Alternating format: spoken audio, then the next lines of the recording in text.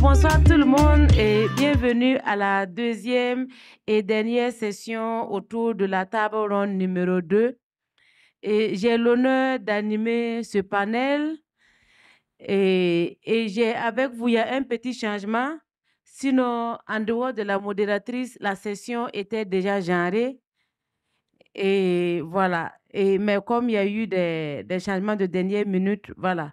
Mais toujours le genre est là comparé à la première session. Et j'ai su ce panel, je vais citer les noms, ils vont mieux se présenter que ma présentation. Et donc, de ma gauche vers ma droite, j'ai Monsieur Jean-Marc, qui est venu depuis la Bretagne et qui va s'entretenir avec nous sur une thématique très, très, très clé, parce qu'on parlait du genre et avec les questions d'action locale. On verra un peu comment cette initiative pourrait être aussi revue et discutée ce soir. Et vous avez à ma gauche de proximité Dr Soulama Sungalo.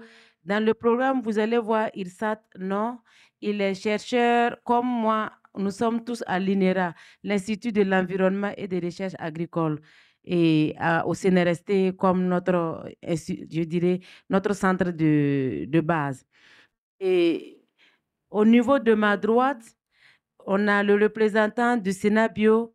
Je ne vais pas donner le nom pour ne pas me tromper. Il va se présenter en détail quand il va prendre la parole.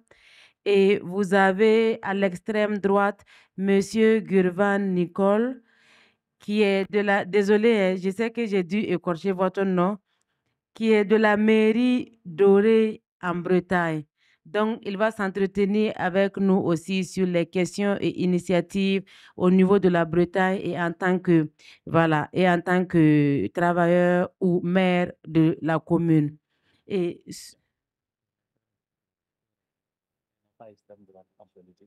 bon, on m'a dit de rectifier, c'est extrême droite dans le langage normal.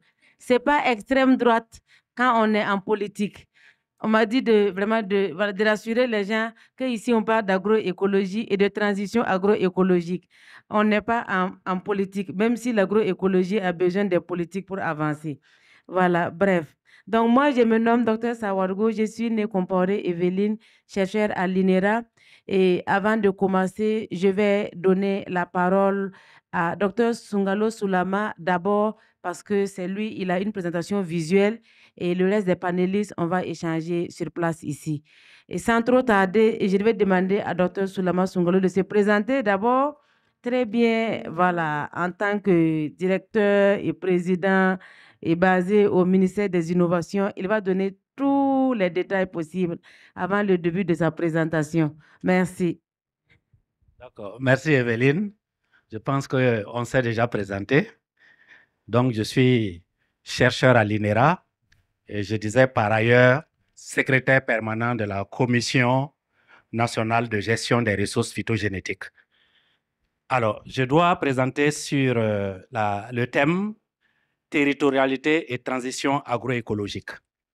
J'ai fait exprès de présenter cette photo de chez moi où nous voyons des rogniers qui sont caractéristiques des cascades avec en tout cas un territoire très agréable qui donne envie de vivre au village. Et donc, vous allez comprendre que dans cette dimension d'agroécologie, on peut inviter le territoire pour atteindre des résultats encore plus meilleurs. Alors, ceci étant, eh bien, en introduction, je vais sauter le plan pour qu'on aille vite. Il faut dire que l'agriculture africaine est actuellement au cœur d'une crise socio-écologique. Nous sommes tous perdus. Nous avons l'agriculture conventionnelle. On a même des grandes firmes qui nous proposent, en tout cas, à manger. On a des firmes comme McDonald's qui rêvent de faire manger toute la planète avec la même nourriture. Et donc, l'agriculture africaine n'est pas en dehors. La transition capitalistique de l'agriculture dans les pays du Nord affecte également l'Afrique et on constate ainsi de nombreux dysfonctionnements de ce système agroalimentaire. Des modes de production complètement déracinés du territoire, de l'environnement et de la culture. Nous allons voir que, eh bien, la problématique qui nous réunit ici, c'est que, en tout cas, on s'est éloigné de ce qu'on appelle agriculture. Dans le mot agriculture, il y a la culture. Mais si on enlève la culture, ça donne un autre monstre que vraiment ce qui doit nous nourrir. Et je pense que c'est ce qui est en train de se passer actuellement, c'est déraciner du terroir, de l'environnement, de notre culture, etc., etc. Alors, donc, cela va créer beaucoup d'impacts, des impacts sur la biodiversité, je pense qu'on en a parlé, des problèmes de santé liés à l'alimentation, on en a parlé également, dans un contexte où l'agriculture et l'alimentation semblent de plus en plus en rupture avec l'environnement, on assiste à l'émergence de plusieurs projets d'action sociale qui tentent de définir de nouveaux modèles de production et de consommation, dans un souci de santé des individus, des communautés et des écosystèmes. C'est ainsi que la problématique de l'agroécologie est invitée ici. C'est un modèle de transition, et je mets agriculturel, parce que ici, il y a l'agriculture, mais il y a aussi la culture. Et l'agroécologie nous invite vraiment à être en phase avec nos sociétés. Alors, donc, je vais présenter ici la néo-agriculture et ses impacts socio-environnementaux. En effet, l'agriculture dominante actuellement, notamment celle conventionnelle, a amené à perdre les liens entre l'agriculture et la santé.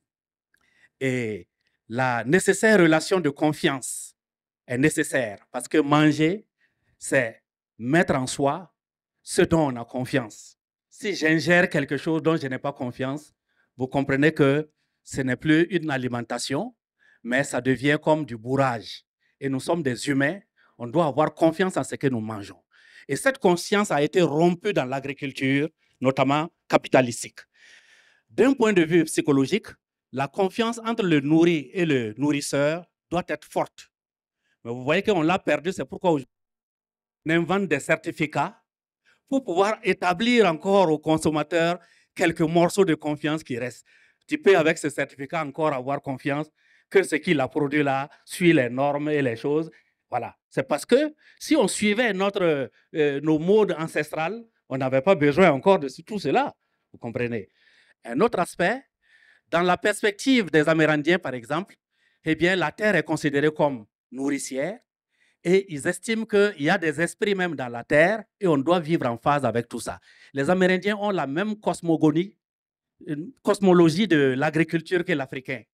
Et vous allez voir que dans beaucoup de nos peuples, on fait des sacrifices, on fait des traditions avant de s'aimer, tout ça pour demander au Dieu, parce que nous vivons en équilibre avec notre terre qui doit nous nourrir et qui doit nous accepter et accepter aussi nos pratiques. C'est pourquoi on n'accepte pas dégrader la terre, celle qui nous porte, celle qui nous nourrit, celle qui nous comprend.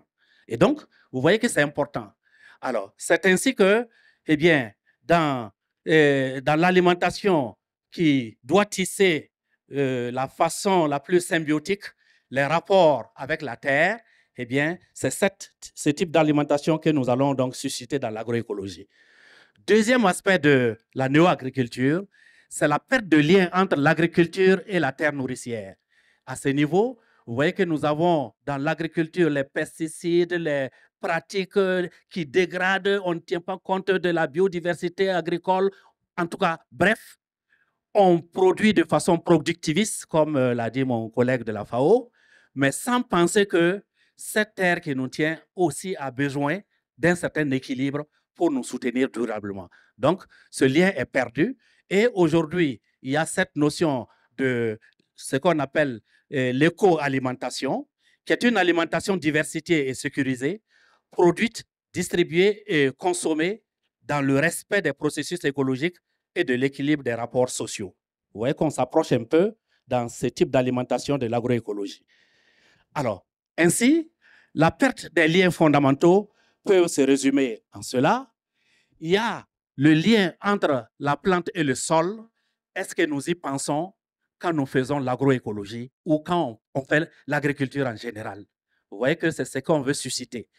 Il y a deuxièmement le lien entre l'animal et la culture. Le monsieur de la FAO a dit que c'est un système. Voilà, l'animal devrait par ses déjections nous amener à améliorer le sol pour encore cultiver. Mais vous voyez que ce lien est brisé quand on invente des engrais chimiques et on croit qu'on peut, par l'agriculture hors sol, transformer tout ça là en quelque chose d'autre. Il y a également le lien entre la ferme et le terroir. Voilà, quand je produis, je dois penser que je suis dans un écosystème et dans cet agro-système-là, mon terroir, est-ce que ma ferme tient compte du reste de cet équilibre-là? Vous voyez que très souvent, ce n'est pas le cas. Moi, je cherche l'argent, même si ça doit saccager mon terroir. Il y a aussi le lien entre l'agriculture et les citoyens ou la communauté. Voilà, je dois nourrir une communauté. La bonne dame nous a parlé de la cantine scolaire. Si nous sommes dans un contexte de cantine scolaire, ce sont mes propres enfants que je dois nourrir par mon agriculture. Est-ce que j'accepterais les détruire en leur donnant des aliments de mauvaise qualité et en leur donnant donc des aliments qui ne sont pas sains? Donc, vous comprenez que ce lien-là doit exister quand on produit. Il ne faut pas regarder que l'argent, il faut regarder aussi des dimensions autres que l'argent. Aussi, le lien entre l'alimentation et l'agriculture. Donc, je pense qu'on en a un peu parlé. Enfin, le lien entre l'agriculture et la santé. Donc, je pense que ça aussi, il faut intégrer ça dans les questions d'agroécologie. Et vous voyez que ça devient un tout, ça devient holistique. Et donc, si certaines dimensions manquent, c'est pourquoi la FAO a inventé 10 étapes clés qu'il faut bien observer avant de dire effectivement que ce que je fais là, cette pratique-là, c'est de l'agroécologie.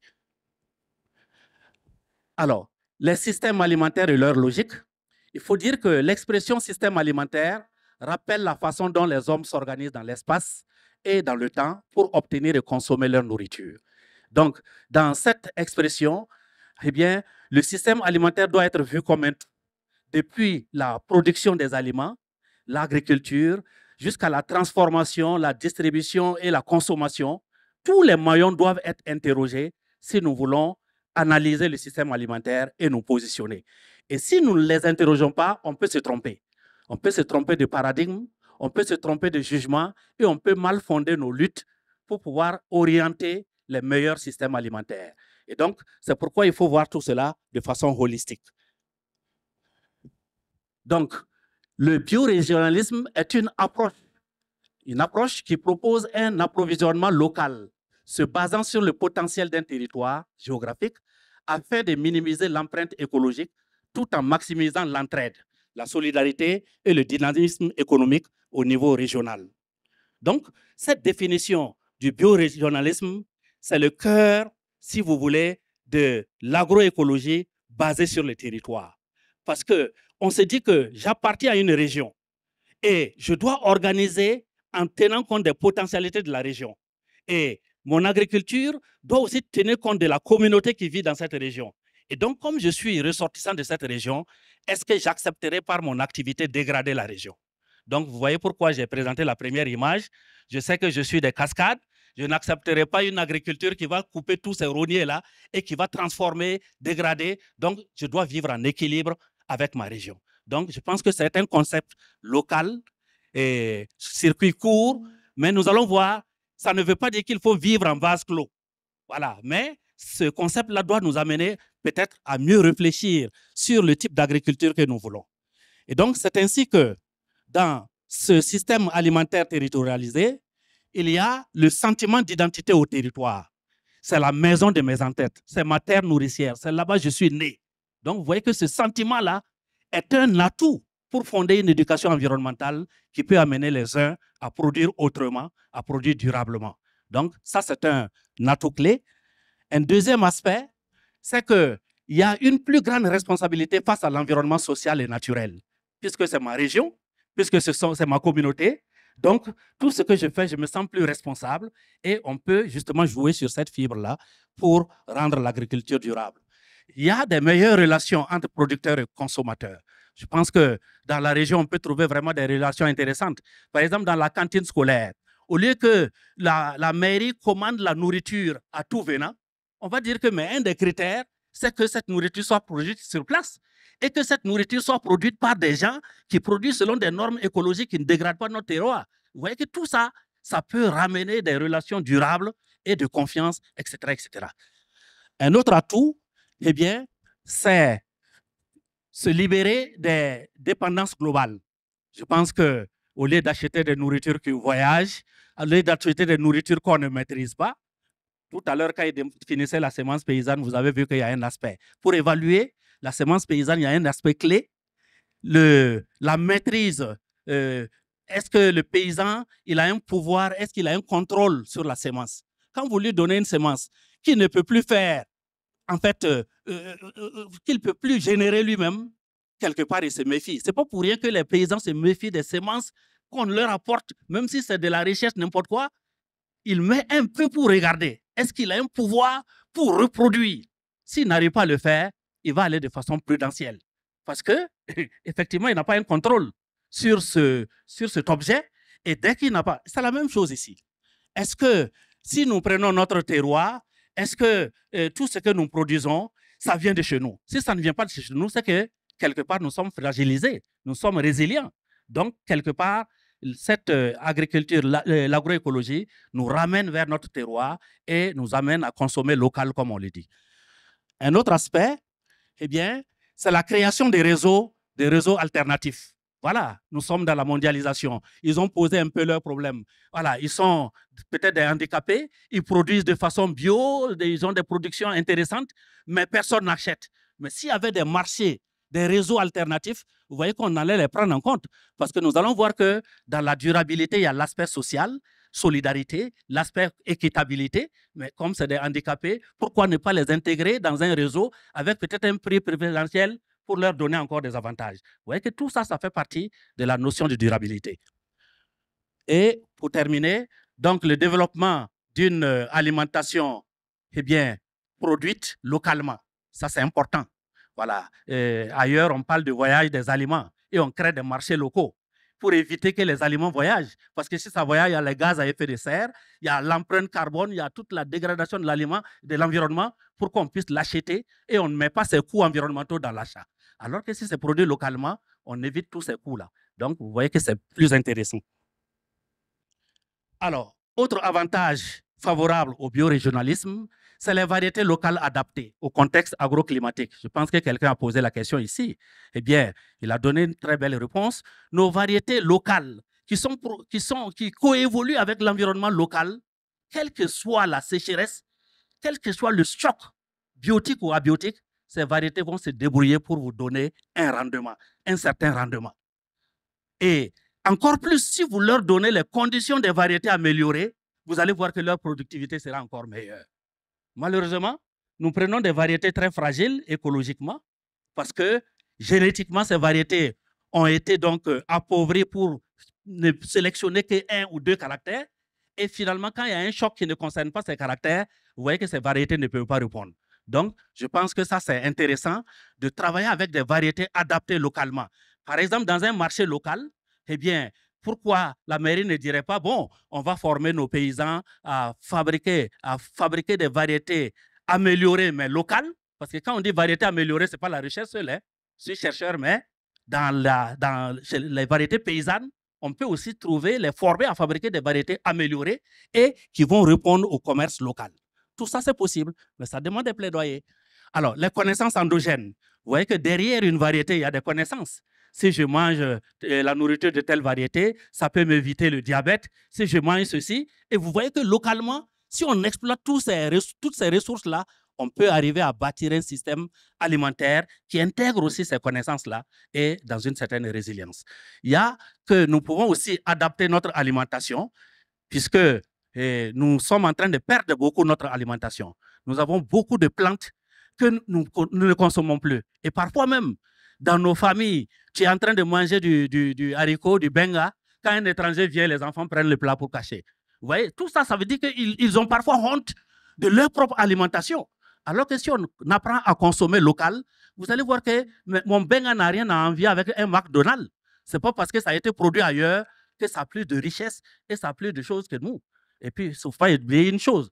Il y a que l'alimentation que nous avons, eh bien, est adaptée à notre organisme, puisque nous sommes nés dans une région, dans un certain climat, dans un certain contexte. Mais pourquoi, par exemple, certains ne mangeraient pas des aliments gras? Parce qu'ils sont dans un climat tempéré où il fait frais. Et ils peuvent manger la graisse. Mais vous qui êtes dans le Sahel, vous ne pouvez pas manger comme eux parce que vous avez aussi des variétés adaptées à votre alimentation. Donc, il faut qu'on comprenne ça. Si vous prenez les différents peuples, vous allez voir qu'ils n'ont pas les mêmes gammes alimentaires. Mais n'ayons pas honte. La nature a fabriqué ça pour notre équilibre sanitaire. Mais si on abandonne ce que la nature nous donne pour aller choisir autre chose, c'est parfois là les déséquilibres. Donc, il faut que dans nos actions pédagogiques, on explique ça à nos militants pour qu'ils comprennent que l'agroécologie est réellement une piste. Alors, en conclusion, il y a une crise dans le domaine agricole et alimentaire et la néo-agriculture est devenue un enjeu sociétal. Elle engendre une dégradation de notre santé, mais aussi de celle des écosystèmes et des communautés rurales. La capacité des systèmes alimentaires à atténuer la crise alimentaire émergente est gravement compromise par le mauvais choix de paradigme de production des aliments. Les systèmes de production durable constituent le seul moyen d'adaptation à la destruction programmée de l'agriculture familiale et avec elle nos sociétés, nos cultures et notre environnement. L'agriculture territorialisée s'inscrit dans ce concert de l'agroécologie où la production agricole est subordonnée au respect de l'environnement et à l'acceptabilité sociale. Je vous remercie.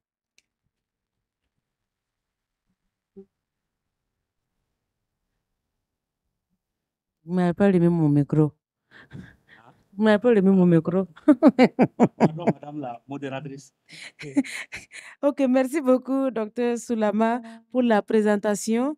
Et merci infiniment. On a bien compris que l'alimentation doit être adaptée à notre organisme, à notre contexte. Après cette belle présentation, je suis très honoré d'intervenir après ce qui s'est dit avant. Parce que ça va être un petit peu dans ce sillage-là qui me semblait important de présenter un peu notre agriculture en Bretagne et en France et son péril, c'est sa disparition, c'est son élimination, c'est sa dégradation, sa dépradation, enfin, tous les termes, vous les trouverez vous-même, mais il y en a beaucoup.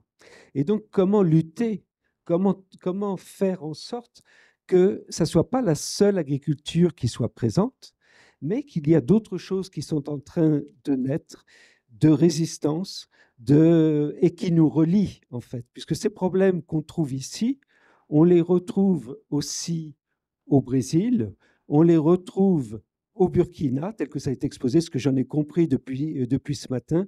Et c'est vraiment intéressant d'avoir ces problématiques communes ensemble. Alors, c'est vrai qu'aujourd'hui, j'ai pris un habillement spécial, c'est-à-dire la casquette du mouvement des Sans-Terre qui se trouve ici au Brésil, le maillot des Sans-Terre, qui fait partie de ce programme d'ici et qu'il était vraiment important de présenter. D'autant plus que le mouvement des Sans-Terre dispose maintenant de 400 000 fermes. C'est ce qui reste en France. Il en reste 400 000, pas plus, même 380 000. Et chaque temps qui passe, c'est autant qui vont disparaître. Et ils vont disparaître pourquoi? Vers soit l'agrandissement, et la difficulté pour l'autre agriculture, c'est d'arriver à trouver du foncier qui leur permette d'avoir une agriculture totalement différente. Et c'est un peu, rapidement, je vais vous esquisser un peu l'histoire de... Moi, je suis sociologue rural de profession au démarrage et je suis passé à la sociologie du salariat et à la sociologie du travail. J'ai commencé sur le métier, sur l'agriculture en France dans les années 70. À l'époque, l'agriculture représentait 13% de la population active. Aujourd'hui, c'est 1%. À l'époque, avec 13%, on se moquait des Anglais qui en étaient à 3%. On se demandait même comment ça pouvait exister. Mais moi, j'étais dans un réseau qui travaillait sur la faim des paysans, avec Henri Mandras, pour le nommer, pour ceux qui le connaissent, et qui est un laboratoire de recherche du CNRS qui s'est associé avec plutôt des sociologues plutôt marxistes qui ont ouvert d'autres voies. Et ces voies qui ont été ouvertes dès les années 70 portaient sur l'environnement, sur nature et environnement. Et donc, ce qui est intéressant aujourd'hui, c'est de considérer que ce métier de paysan, est certainement pas en extinction, renaît sur des perspectives tout à fait nouvelles et qui demain ouvriront à d'autres perspectives. Alors, ce que je voulais vous présenter ici plus particulièrement, c'est un travail de recherche financé par le ministère de l'Agriculture de là-bas, par Accueil Paysan, et qui porte sur une enquête portant sur l'ensemble des adhérents d'Accueil Paysan. Alors, pour vous présenter Accueil Paysan, c'est un mouvement qui est né dans les milieux des années 80, dans une agriculture de montagne, dans une agriculture condamnée, une agriculture de survie, et qui s'est ouverte sur d'autres activités, comme l'activité touristique, pour continuer à exister en tant que paysan. Et donc, ça s'est diffusé. Et c'est un mouvement qui s'est, dès le démarrage, déclaré international, comme le MST, entre parenthèses. Ce qui fait qu'aujourd'hui, au Burkina, je n'ai pas fait encore la relation, mais il y a une dizaine d'adhérents du Burkina qui sont en lien avec nous dans le cadre de la Commission internationale. Et le temps que je passerai ici sera pour avoir de leurs nouvelles et pour leur donner aussi des nouvelles de chez nous. Donc, en gros, cette agriculture a fait des petits, si on peut dire, enfin ce mode d'ouverture. Et dans les années 2015, quand a eu lieu l'enquête, où la moitié des adhérents ont répondu à une horreur sociologique, un questionnaire de 400 questions. Je ne sais pas si vous imaginez, il faut être vraiment paysan pour répondre à un questionnaire comme ça. Donc, avec des entretiens. Et donc, du coup, ça a donné lieu à une ouverture d'un métier dans lequel, j'arrive aux conclusions, l'agriculture n'est qu'une partie de l'activité. Le métier de paysan aujourd'hui, c'est que si on considère le marché même agricole, grâce à la PAC, ça a déjà été dit, mais l'agriculteur de chez nous est complètement collectivisé. 80% de ses revenus, c'est les subventions. 20%, c'est le marché éventuellement. Et le marché qu'il va trouver où? Ici, par les accords de libre-échange pour les surproductions, etc. On est dans un système fou. Et donc, pour en revenir à cette activité-là, l'idée, les pratiques liées au territoire, la présence de cette activité-là sur son territoire, qui est une activité de conservation, de protection, et même au-delà de ça, je voudrais dire, par le biais du territoire, c'est plutôt la relation ville-campagne. Chose qui se posera moins ici, parce que finalement, l'accès à la ville est quelquefois dû à des situations presque de guerre, souvent, qui constituent un apport de population paysanne dans des grandes agglomérations, mais pas toujours. Hein. Là, ça a été, dirons-nous, dans les villes s'est construite sur des paysans, il ne faut pas l'ignorer. Nous, ça a pris du temps, mais parce que c'était une vocation politique. Il ne faut jamais oublier dans l'histoire rurale française, c'est que le monde paysan était utilisé pour lutter contre la classe ouvrière. C'est-à-dire que ce mouvement alternatif paysan qui s'appelait Paysans Travailleurs était né sur de nouvelles alliances à faire avec la classe ouvrière pour avoir un poids politique qu'elle n'a jamais eu. Aujourd'hui, c'est la FNSEA qui dispose de ce pouvoir pour un temps. Demain, ce ne sera certainement pas ces alliances-là qui domineront, loin de là. Hein. Donc, je veux dire, simplement pour développer la question ville-campagne, c'est que le monde rural offre un rapport à des villes qui sont loin de la nature, de la qualité de vie qu'on peut retrouver dans le monde rural, et que ouvrir ces équipements, ces fermes à un public urbain, c'est une nouveauté qui, en tous les cas, pour Accueil Paysan, a permis de survivre en tant que paysan. Il faut bien le dire, c'est bien là-dessus qu'il faut le dire. Et que la troisième partie qui intervient directement, c'est celle qu'on a développée ce matin depuis longtemps, c'est la biodiversité, la nature. Là, s'il n'y avait pas ces paysans-là pour prendre en compte ces dimensions-là. Mais s'il n'y avait pas en plus tout ce travail de fond sur les randonnées, sur la préservation des haies vives, sur un ensemble de choses comme ça, ce qui fait qu'aujourd'hui, on dénomme le métier de paysan dans le réseau Accueil Paysan comme paysan accueillant aménageur. Alors, je regarde l'heure parce qu'il ne faut pas que... voilà. Alors, voilà. Donc, pour revenir à la question des femmes, hier, c'était l'agriculture familiale. L'agriculture familiale, c'était le noyau familial. Les femmes, par construction, elles sont complètement présentes. Toute l'évolution de cette agriculture capitaliste en France est partie sur l'élimination des femmes. Mais ceci dit, élimination pas totale. C'est que c'est par le salaire à l'extérieur, dans le salariat, que les exploitations ont pu survivre. C'est ça qu'il ne faut pas oublier. Et maintenant, dans la nouvelle génération de nouvelles fermes qui s'appellent des fermes paysannes, multifonctionnelles d'activité, là, du coup, les nouveaux entrants de ce schéma-là, il y a presque la moitié, ce sont des femmes qui sont les paysannes et les paysans de demain.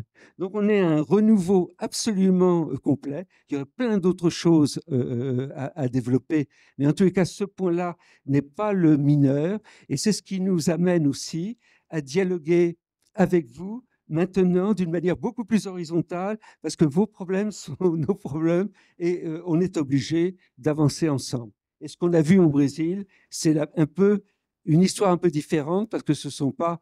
le Brésil est né quand même d'une agriculture de latifundia, et il faut bien le rappeler aussi esclavagiste. Hein. C'est-à-dire qu'il faut voir que cette agriculture qui se trouve au nord est une agriculture d'exportation, et on voit juste aujourd'hui ses méfaits. Le mouvement des sans-terre est en train de renverser complètement. Enfin, elle n'a pas gagné, c'est pas ce que je veux dire. Mais en tous les cas, c'est d'autres modèles qui sont en train de se faire d'éducation populaire par la base, par l'agroécologie aujourd'hui, qui est son modèle. Et je veux dire, on a beaucoup à gagner des relations qu'on a déjà commencées ensemble et qui sont celles qu'on aura demain. Voilà. Merci beaucoup.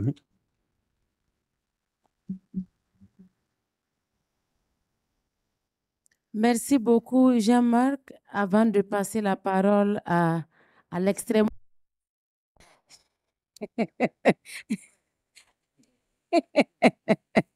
Je crois que le mot-clé ici, c'est que nous devrions avancer et avancer ensemble. Et pour la petite histoire, quand il parlait des mouvements sans terre, je crois que quand on était au Brésil, on entendait le mot MST. MST. Et au début, nous, on était tous gênés. Les Burkinabés, quand on prononce le mot, tu frissonnes et puis tu regardes ton voisin. Après, on a compris que MST, c'est Mouvement Sans Terre. J'ai dit, mais au Burkina, ce sigle n'est pas un sigle très joyeux qu'on peut utiliser pour des mouvements, mais bon, voilà, bref. Donc, je dirais, comme il le dit, il y a beaucoup de modèles, mais ça doit être des modèles assez inclusifs, qui doivent être inclusifs et bouger avec tout un ensemble de parties prenantes, y inclut les questions du genre, comme hommes, femmes, jeunes, etc. Et comme il l'a dit, même si on est loin géographiquement, on est obligé d'avancer ensemble parce que les questionnements sont des questionnements préoccupants pour tout un chacun, telle que soit sa situation géographique. Et je vais passer la parole à Gervan avant de revenir conclure au Burkina, parce qu'on est avant tout au Burkina. Voilà. Merci beaucoup. Alors, je passe la parole à Gervan. Trugari. Salut Danol, Trugari dehors avec au Tegemer. Puis je sais d'avant Amant et Burkina et mode spécial Amant et Gevridiger Napambeogo.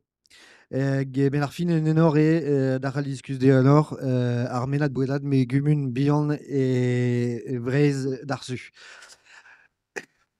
Donc j'imagine que vous n'êtes pas très nombreux à avoir compris ce que je viens de vous dire, mais dans le breton de mon territoire, je vous disais juste que j'étais très honoré d'être ici, spécialement dans le centre Napalm, et que je me faisais un plaisir de partager avec vous l'expérience de ma petite commune du sud de Bretagne en ce qui concerne l'alimentation.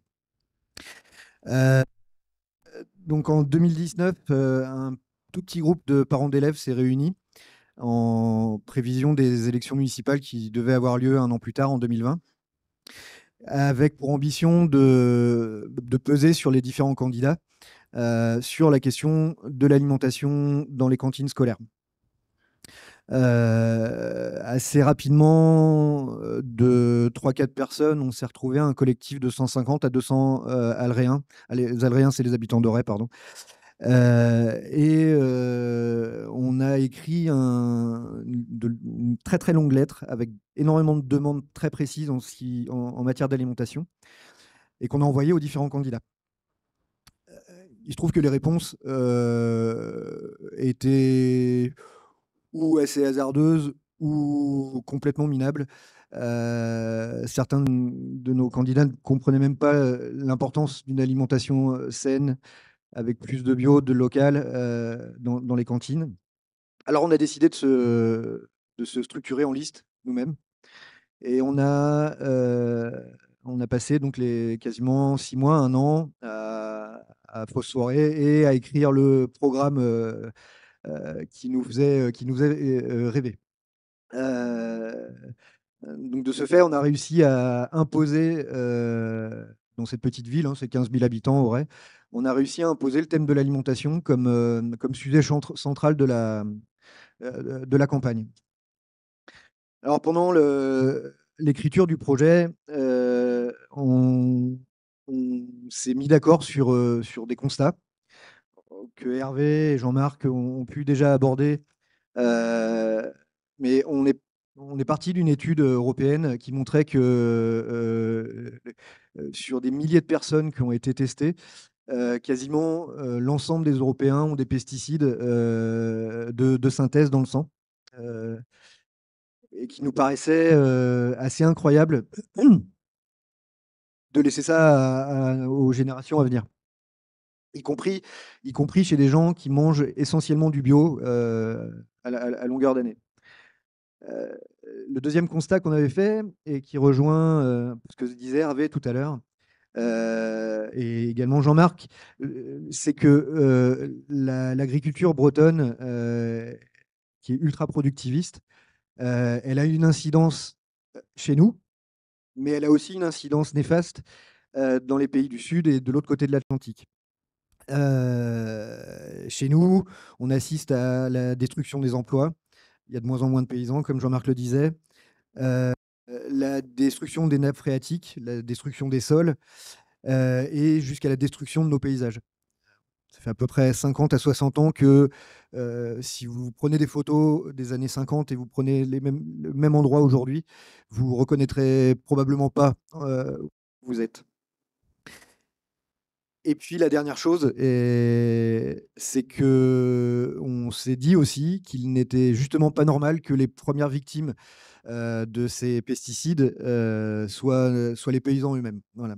Donc partant de ce constat, on a écrit un programme en matière d'alimentation extrêmement exigeant, enfin en tout cas exigeant de notre point de vue, qui comprenait donc une augmentation de la part du bio dans les écoles. La part du bio est locale.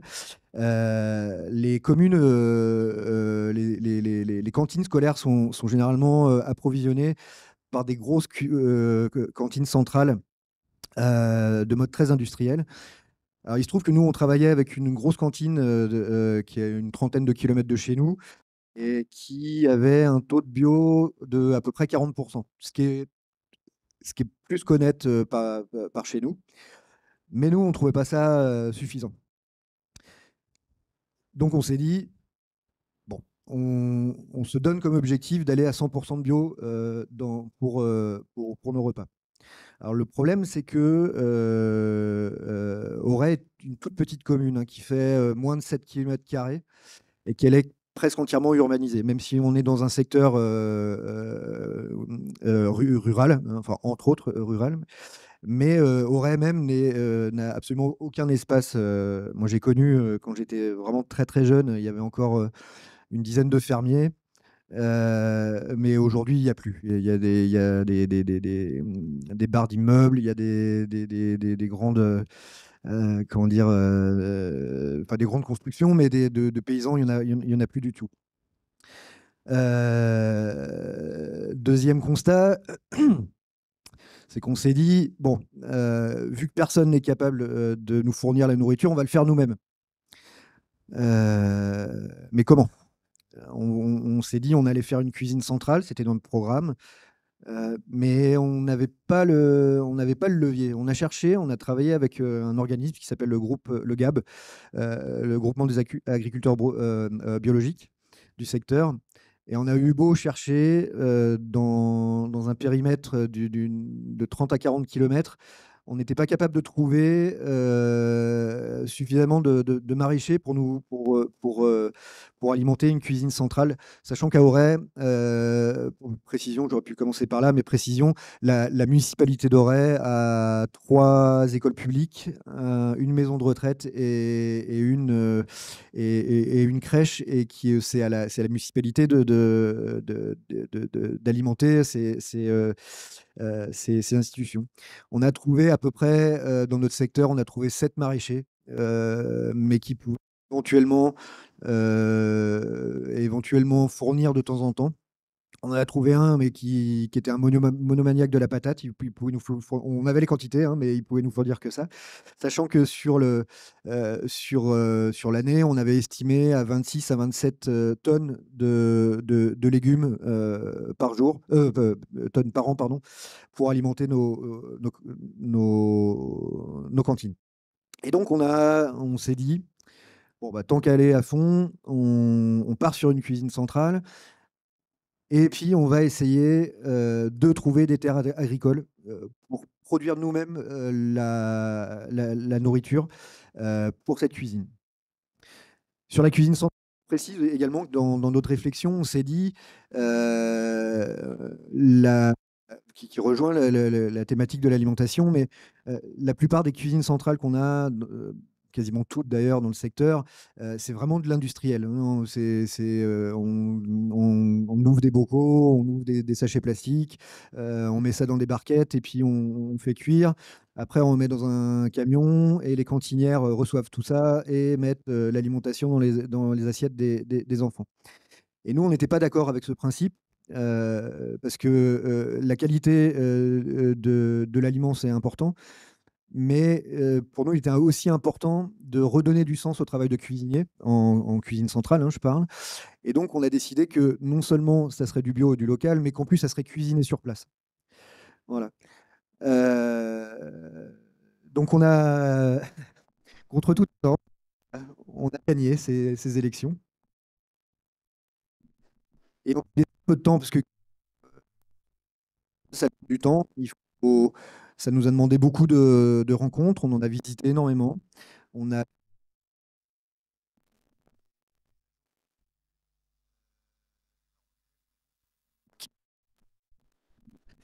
Alors du coup, on a commencé à faire des petites choses dans la ville.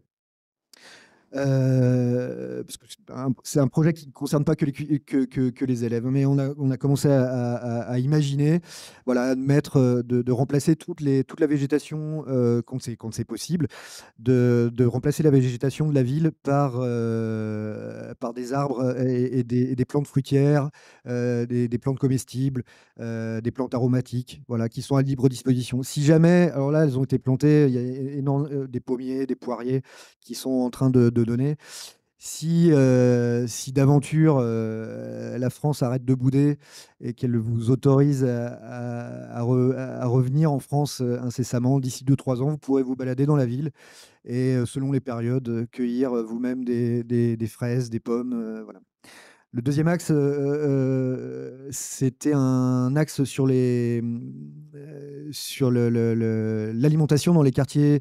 À Auray, on a un quartier qu'on appelle quartier prioritaire de la ville, avec un taux de pauvreté qui est très, très, très au-dessus de la moyenne nationale, et avec des gens qui ont un accès à l'alimentation qui est assez difficile. Et donc, on s'est dit, bon, normalement, ces gens sont sociaux. Et donc, on a lancé le projet qui est en cours là, d'une épicerie sociale et solidaire. Alors, l'épicerie sociale et solidaire, pour préciser, c'est une épicerie qui, sous conditions de ressources, vous permet d'acheter des aliments et des aliments et des produits de première nécessité à des prix extrêmement bas. Mais la plupart de ces épiceries sont alimentées par de la collecte et souvent, c'est pas c'est pas de la qualité. Enfin, c'est vraiment du tout venant. Donc, on a aussi une réflexion sur comment alimenter cette épicerie avec des produits bio, locaux. Parce pour nous, il est évident que c'est pas parce qu'on n'a pas d'argent qu'on doit se priver d'une bonne alimentation. Et puis en dernier lieu, donc, on a un centre social qui est implanté au cœur des quartiers et qui a pour mission première, par l'alimentation, de faire du lien social. Il se trouve qu'à Auray, dans ce quartier prioritaire de la ville, on doit avoir une soixantaine de nationalités représentées, donc, africaines, américaines du Sud, asiatiques.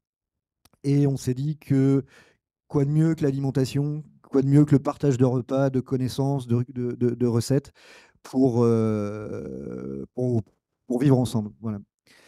Donc voilà, ça c'était le départ. Et il se trouve que, donc je vous disais que Auray est une toute petite commune sans terre agricole. Et il y a 2 ans, on a eu une opportunité qui nous est tombée du ciel, qui était assez incroyable. C'est que juste en périphérie d'Auray, à 200 mètres de la frontière qui coupe Auray de Brech, sa ville voisine, on a eu l'opportunité d'acheter une ferme qui était en friche depuis 6 à 7 ans, qui se constitue de 3 parcelles et qui correspondait tout à fait à nos besoins. 4 hectares et demi, avec un forage, un étang, des serres qu'il a fallu retaper, mais les serres étaient là, les 4 serres. Donc on a préempté cette ferme.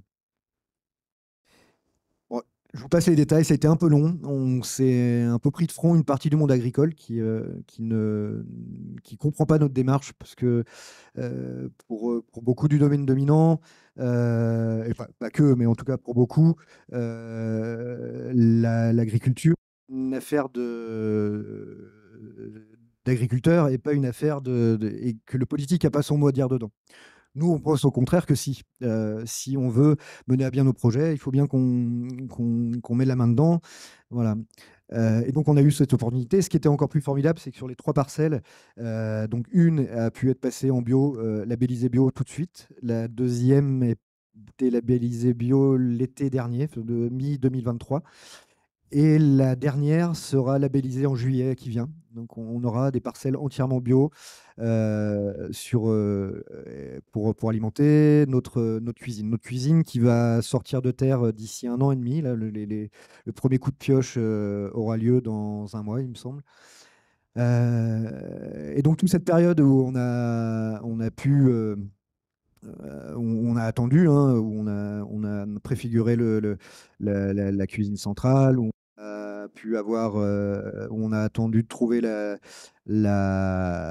ferme, nous a permis de réfléchir un peu plus loin et y compris d'impliquer nos services, surtout les services jeunesse, dans la construction de cette ferme. Parce pour nous, il est évident que c'est un processus qui engage et la mairie et les agents, mais aussi les parents et les citoyens. Il a fallu nettoyer le terrain parce qu'il s'était bâché en plastique et la terre était maculée de plastique.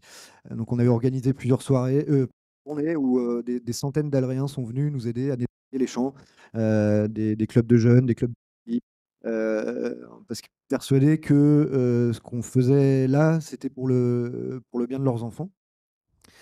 Donc le travail en progression, aujourd'hui, je sais où on va avec la cuisine centrale, elle a été décidée. Au départ, on s'était demandé si on n'allait pas mettre une cuisine par école, une petite ou une grande cuisine et 2 petites cuisines. Et puis, le plus simple et le plus économique pour nous, ça a été d'une cuisine centrale qui est en train de créer un projet avec les écoles et avec la direction enfance-jeunesse. Et la même chose s'est passée avec les terres agricoles. Pour le moment, le portage des terres agricoles, on ne sait pas trop où on en est. Là, ça va être décidé d'ici peu. Est-ce qu'on met un paysan dessus? Est-ce qu'on met un centre d'apprentissage par le travail dessus? Est-ce qu'on a une régie? Est-ce que c'est la mairie qui paye le paysan? Pour le moment, c'est un peu prématuré. Je ne sais pas du tout où on va. Surtout, je crois que ça va se décider pendant que je ne suis pas là, pendant que je suis ici. Et en tout cas, ce qui est sûr, c'est que sur les 4 hectares, 700 mètres carrés ont été réservés uniquement des projets pédagogiques. L'idée étant d'apprendre aux enfants d'Auray à utiliser différentes méthodes de bio-agriculture. Et on a réservé également un terrain, une toute petite parcelle sur un projet pilote qui concerne 5 familles qui vont être suivies par les services et par d'autres associations. Et l'idée, c'est de leur apprendre à produire une grosse partie de leur nourriture. Et non seulement qu'ils la produisent, mais qu'ils apprennent à la cuisiner. Donc, ils seront suivis par une association locale et par nos services. Et avec l'idée que si ça marche, on a d'autres terres et peut-être qu'on pourrait, voilà, si le projet fonctionne, on pourrait essayer d'agglomérer plus de familles pour les sortir de leur précarité alimentaire déjà et pour apprendre aux enfants l'importance de l'agriculture bio locale. Et on a des projets aussi en agroforesterie, mais je vais m'arrêter là parce que en projet alimentaire, voilà, on a des idées à peu près à chaque fois qu'on se voit, et on se voit une fois voilà, toutes les 3 semaines. Et là, j'imagine que pendant les réunions qui ont eu lieu pendant que j'étais pas là, ils nous ont pendu encore des projets. Donc voilà, je vous remercie de m'avoir écouté. Je suis très plaisant de vous avoir fait part de notre projet. Merci. Merci infiniment à M. Gervan sur ce partage d'expériences concrètes sur ces initiatives locales à travers les actions au niveau de votre mairie, et entre autres à travers les cantines scolaires, à travers les champs, les espaces que vous avez pu acquérir, et aussi à travers les initiatives comme les cuisines centrales que vous êtes en train de problématiser et de discuter. C'est clair, il y a des défis, mais quand même, vous êtes déjà en marche sur cette dynamique d'agroécologie qui s'appuie sur, en fait, cette initiative territorialisée et sur un contexte bien précis qui est la commune qui prend ces initiatives-là. Donc, on est en train de tendre vers la fin. On va donner l'honneur au Burkina à travers Senabio qui représente en quelque sorte les initiatives agroécologiques au niveau du Burkina. J'espère que je ne me trompe pas. Et donc, ils vont nous faire aussi l'économie des initiatives en quelque sorte résumées au niveau du Burkina. Et c'est vrai qu'il n'y a pas assez de maires dans la salle, mais ils auraient déjà appris qu'en fait, quand les options viennent des communes, il y a beaucoup de choses qui peuvent réellement bouger, telle que soit je veux dire quoi, le speed que ça prend, ça bouge quand même. Voilà, donc merci bien et je vais passer la parole à M. Bonkongu Sayouba pour son intervention au nom de Senabio Burkina. Merci. Ok, merci bien, madame. Comme vous l'avez ici mentionné, je suis Bonkongu Sayouba de l'association APDR. APDR, c'est une organisation locale qui intervient dans la région du Nord. Nous travaillons beaucoup sur la protection de l'environnement, la gestion durable des terres et la valorisation des PFNL. Nous sommes membres de Senabio. Senabio, qui est la plateforme qui regroupe les acteurs, les organisations qui interviennent dans le domaine de l'agroécologie et de l'agriculture biologique au Burkina Faso. Aujourd'hui, nous avons l'honneur d'animer ce panel en abordant la thématique, les actions locales et politiques qui peuvent influencer le développement de l'agroécologie, nécessairement qui va influencer le système alimentaire au niveau territorial. Et pour le dire, je pense que c'est une initiative louable. Il faut dire que pour que les actions au niveau local puissent porter fruit en faveur de l'agroécologie, il faut d'abord que nous travaillions à répertorier davantage les acteurs de l'agroécologie au niveau régional et et les pratiques, comme M. Sawadgo du point focal venait de le souligner, répertorier les pratiques et peut-être les vulgariser, porter à l'échelle pour permettre en tout cas de partager l'expérience des succès et pouvoir mobiliser en tout cas le plus d'acteurs autour de l'agroécologie au niveau communal, au niveau régional. Je reviens sur une expérience concrète avec la FAO parce qu'APDR a collaboré avec la FAO dans le cadre du programme PISAN dans la région du Nord. Et la semaine dernière, nous avions également été associés comme partie prenante pour la mise en œuvre du projet Fleuron. Fleuron, c'est un programme de la FAO en partenariat avec la Grande Muraille Verte. Et la démarche, c'est ce que nous sommes en train de dire. Le projet Fleuron va porter par les collectivités. Et nous, les acteurs de la société civile, nous allons appuyer ces collectivités pour mettre en œuvre des actions d'agroécologie, des actions de récupération des terres, de restauration des écosystèmes. Donc, c'est pour dire réellement, pour promouvoir l'agroécologie, pour que ça puisse impacter notre système alimentaire au niveau local, il faut nécessairement travailler avec les collectivités à la base, il faut travailler avec les élus locaux. Pour ce, avec l'expérience des APDR et en partenariat avec Sénabio, nous avons contribué à la mise en place des cadres de concertation des acteurs de l'agroécologie au niveau régional. Je pense que c'est une très bonne initiative. Ça impacte au niveau provincial, même au niveau régional de l'initiative de l'agroécologie. Il faut dire que ce qu'il faut, en tout cas, ajouter à ce niveau, c'est vraiment redynamiser ces cadres de concertation et peut-être les décentraliser jusqu'au niveau provincial pour permettre à ces cadres de travailler de façon conjointe en synergie avec les collectivités sur la base, en tout cas, des pratiques qui auront été identifiées, vulgarisées et mises à l'échelle au niveau communal.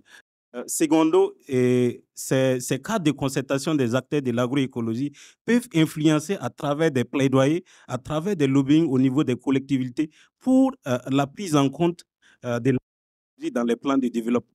Je ne dirais pas les plans communaux de développement, mais les plans de développement parce qu'il y a plusieurs outils communales qui permettent en tout cas de favoriser la préservation de l'écosystème, la gestion durable des terres, la promotion de l'agroécologie au niveau national. Donc, je pense que l'initiative est de ce genre.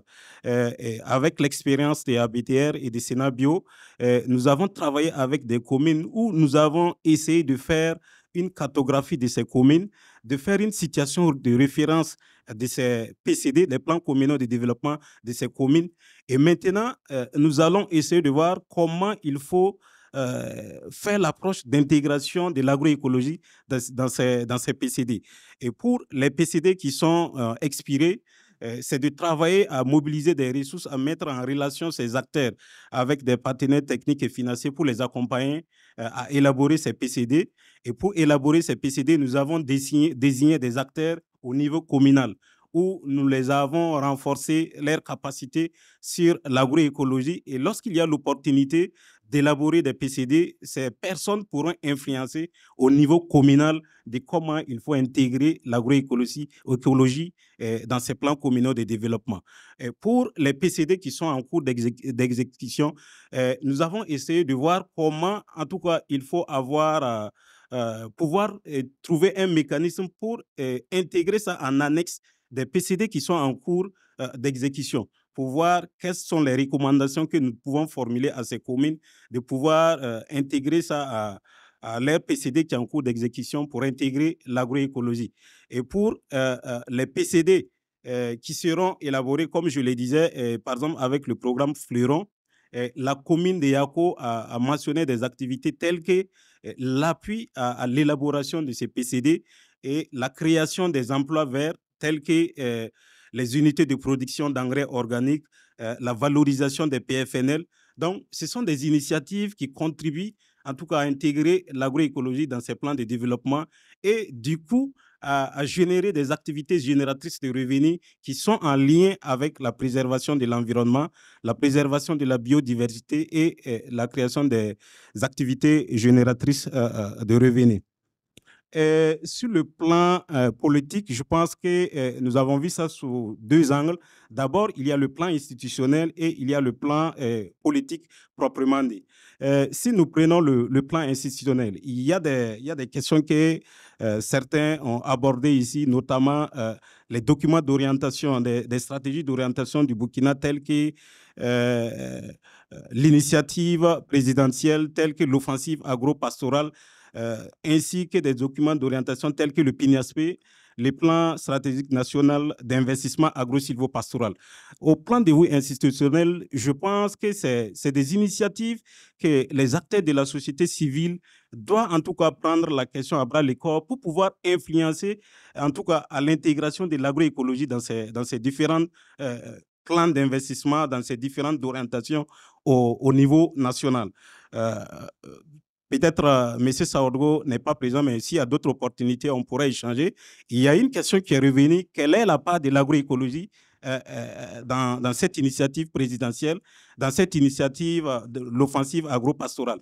Parce que du coup, si réellement nous sommes d'accord pour la promotion de l'agroécologie, pour l'intégration de l'agroécologie dans les politiques publiques de développement, je pense qu'aujourd'hui, ça ne doit pas susciter des débats de si on a pris en compte ou si on n'a pas pris en compte, de si on a une idée à hauteur de combien les initiatives de l'agroécologie ont été prises en compte dans ces plans d'intervention, dans ces documents d'orientation. Donc, je pense que c'est un travail qu'il faut faire. En tout cas, que ce soit la société civile, que ce soit les acteurs étatiques, je pense que c'est une initiative que nous devrions travailler en synergie pour impulser la dynamique d'intégrer l'agroécologie dans ces plans de développement, dans ces politiques d'orientation. Aujourd'hui, si nous prenons par exemple la subvention des engrais organiques par rapport aux engrais chimiques, je pense qu'il n'y a pas... il y a une très grande différence, il y a une très grande proportionnalité de cette subvention. Aujourd'hui, peut-être on va parler peut-être de 5% de subventions des engrais organiques par rapport à 95% d'engrais chimiques. Et je pense qu'ici, aujourd'hui, l'État a vraiment la volonté de tendre, d'aller vers la transition agroécologique. Nous devrons mettre le paquet sur la création de ces unités de fabrication d'engrais organiques et même aller plus loin à subventionner de façon conséquente ces engrais organiques dans le système de production agricole que nous vulgarisons aujourd'hui. À travers les acteurs de l'agroécologie, je sais qu'aujourd'hui, il existe une coopérative des organisations qui fabriquent des engrais organiques qui sont capables, en tout cas, de livrer à des quantités, en tout cas, très importantes au niveau du ministère de l'Agriculture. Si aujourd'hui, ces acteurs sont associés, si aujourd'hui, il y a une subvention conséquente à l'endroit des engrais organiques au Burkina Faso. Du point de vue politique, de façon holistique, je pense qu'il faut travailler à mettre en place des mécanismes de communication pour la promotion de l'agroécologie au niveau national et intégrer ça même dans les questions politiques. Aujourd'hui, si nous prenons l'exemple des changements climatiques, la préservation de la biodiversité, les COP sur la désertification, il y a des organisations, de jeunes qui travaillent autour de ces thématiques pour favoriser, pour permettre en tout cas la visibilité, la communication et l'influence même de ces thématiques au niveau national. Mais quand on prend le cas de l'agroécologie, il n'en existe pas. Il n'en existe pas, si je ne me trompe, il n'en existe pas d'organisation des jeunes au niveau national qui porte la question de l'agroécologie, qui travaille à travers des activistes sur les plateformes digitales, sur les réseaux sociaux pour faire la promotion de l'agroécologie. Il n'en existe pas. Donc, je pense qu'il faut que les acteurs de l'agroécologie travaillent à impulser cette dynamique de mise en place des réseaux de jeunes qui vont porter la voie de l'agroécologie au Burkina Faso. Si je prends également l'exemple de la stratégie nationale, la stratégie existe, mais la stratégie n'est pas, en tout cas, appropriée au niveau local.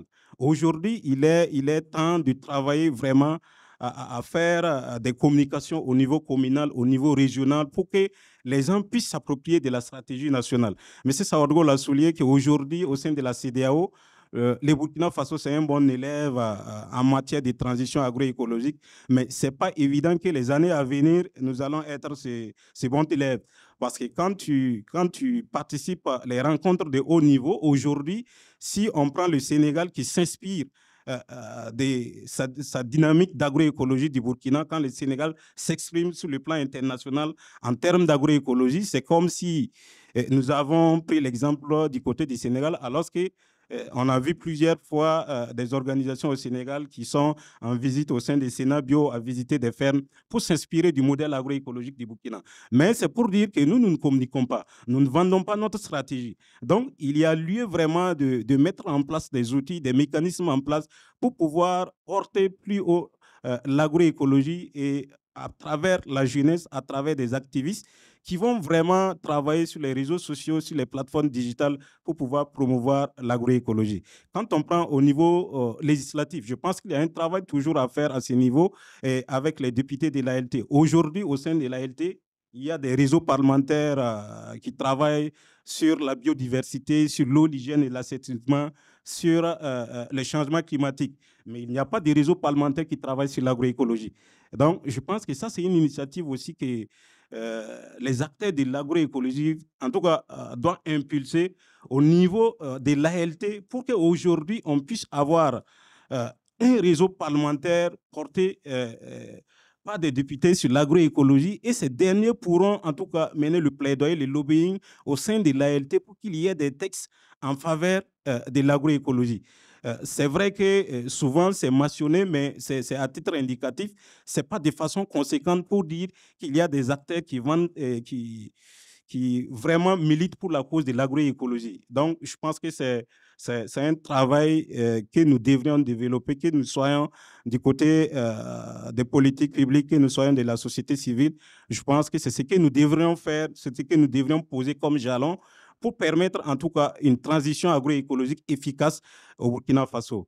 Et pour finir, il faut dire que même s'il y a des blocus, il faut reconnaître qu'il y a des avancées. Il y a des avancées parce qu'à travers l'agroécologie, nous, on a vu commencer avec Sénat Bio à travers la lutte contre Monsanto, la lutte contre les moustiques génétiquement modifiés, à travers, en tout cas, pas mal d'actions. Aujourd'hui, l'agroécologie a pris un envol au Burkina Faso. Il y a des mouvements sociaux qui sont nés autour de ça.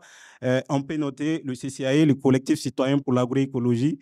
On peut noter les marchés écologiques qui existent dans les différentes villes, dans les différentes régions. Donc, je pense qu'il y a des atouts quand même, il y a des avantages et nous pouvons appuyer sur ces atouts, sur ces avantages pour en tout cas actionner le levier au niveau local et du point de vue politique, en tout cas pour favoriser une transition agroécologique réussie au Burkina Faso. Je ne vais pas être long, je vais m'arrêter peut-être s'il y a des interrogations, des compléments, nous allons contribuer pour édifier davantage. Merci bien. Merci infiniment à M. Bonkongu. Je retiens 3 aspects principalement. Je crois que le premier point, il va falloir qu'on fasse un banc pour la FAO, qui est pionnier dans le domaine de l'agroécologie, même dans l'accompagnement des acteurs qui sont sur le terrain ici. Et la FAO a été mentionnée par plusieurs acteurs déjà qui accompagnent les initiatives agroécologiques. Important de le mentionner. Et on s'excuse officiellement au nom du comité d'organisation parce qu'on a été tellement submergé qu'on des fois on oublie l'essentiel. Pour ceux qui savent de quoi je dis. Mais bon, voilà. Et pour aller droit au but, je crois que l'essentiel qu'il a dit, c'est que il est en train de continuer l'action de Sénat Bio qui est le plaidoyer. Et donc, il n'a pas pu finir sa communication sans le plaidoyer, qui est par exemple mettre en place des réseaux parlementaires comme ça existe dans d'autres domaines, comme le changement climatique, parce que ça permettra en fait de faire beaucoup plus de bruit, mais pas du bruit inutile, de faire du bruit pour que les gens sachent qu'il y a des choses qui se passent et que le politique puisse réellement accompagner et qu'on puisse donner à César ce qui est à César, que le Sénégal ne pense pas pouvoir réclamer l'originalité des actions agroécologiques et pourtant il a appris ça à partir du Burkina. Je dirais aux Sénégalais le jour où j'irai là-bas. Et donc, nous devrons avoir des actions fortes qui sont assez visibles pour nous permettre de faire des tâches d'huile dans des actions qui existent déjà, parce que quand on regarde le nombre d'associations, d'ONG qui constituent le Sénat Bio, je crois que c'est autour d'une centaine. Bon, si je ne me trompe pas, je crois que déjà, on sent qu'il y a beaucoup de mouvements qui se passent parce que chacun, dans son action, contribue à l'initiative de l'agroécologie et de l'agriculture biologique.